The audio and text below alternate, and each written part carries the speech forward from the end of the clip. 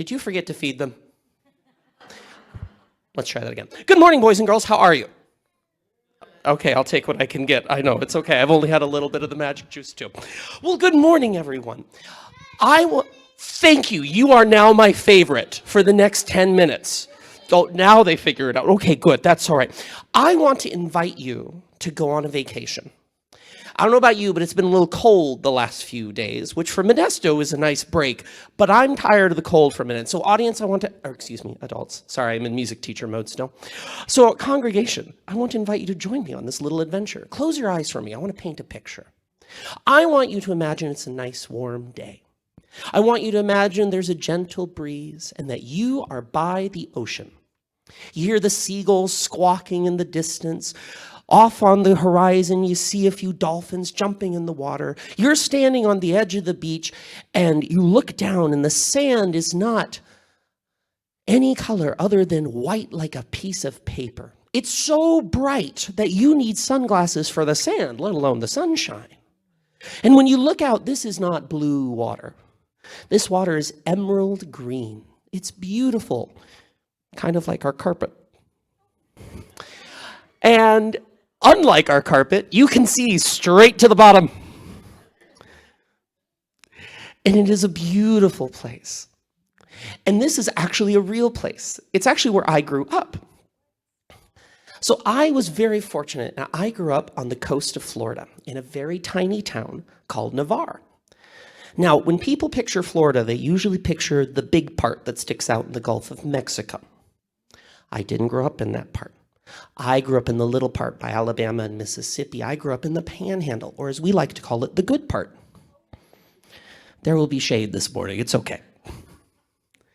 And I was so fortunate to grow up there. We would go to the beach every single day, it felt like, because I only lived 5 miles away.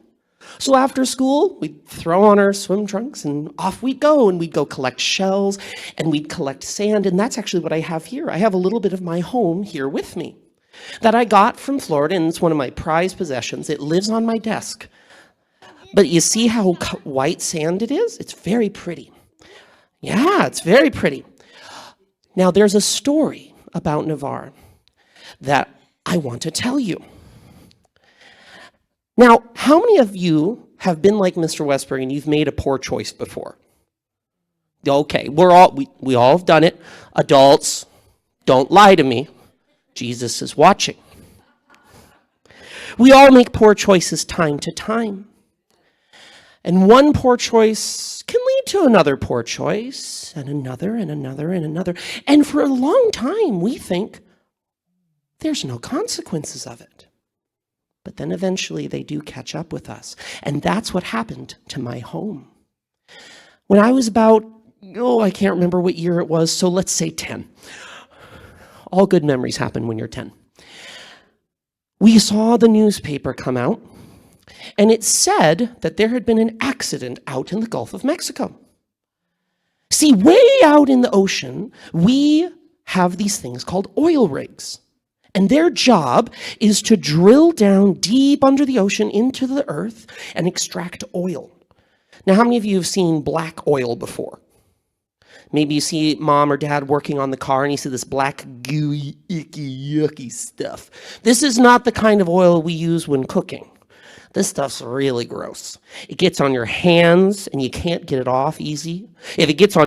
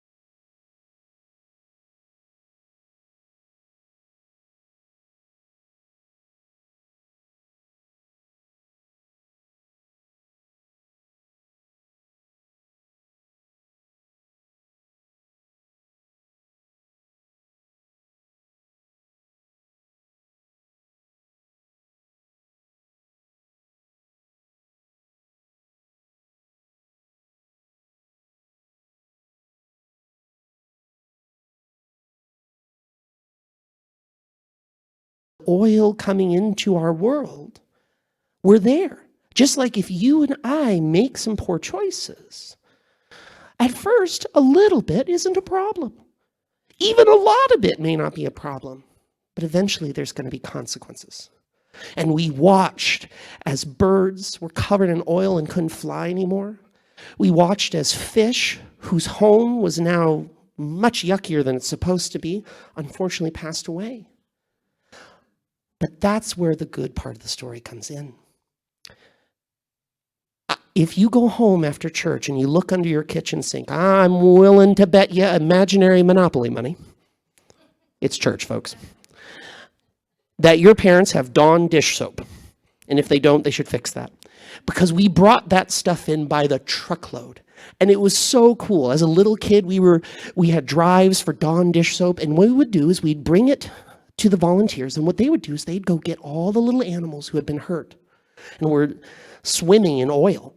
And they used this special soap to clean them up and to save them. We watched as special ships came along and skimmed the oil off of the Gulf. And trucks came in and they took away all the dirty sand so that it could be safely disposed of. It took time. It took years even. But eventually, our home went back to normal. And it's kind of like how Jesus works.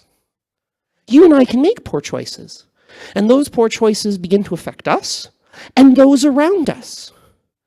But the second we say, Jesus, I'm messing up. I'm making poor choices. Could you please help me? The second we do that, he starts to clean up the mess. Because that's how much he loves you and I.